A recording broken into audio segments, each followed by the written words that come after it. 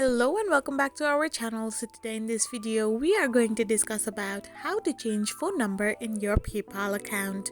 So without wasting much of our time, let's get straight into the video. First and foremost, all you need to do is simply tap open your PayPal account.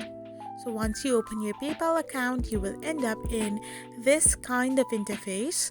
So all you need to do is simply tap on the profile icon. Once you tap on the profile icon, you can find these options. So now all you need to do is simply tap on the personal information, and once you tap it, you'll end up in this kind of interface. So from here, simply tap on phone numbers and then simply tap on the available primary phone number. So once you have done this, you need to now simply tap on the change option.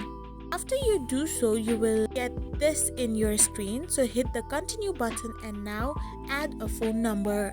Once you have added a new number, you need to press on the yes option, and after you do so, you will get a code on that registered number.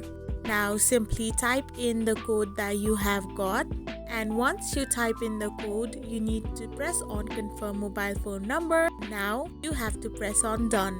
After you do so, added number will be your primary number, and in this way you can change your mobile phone number on PayPal. I hope you found this video helpful, so don't forget to hit that subscribe button and to give us a thumbs up.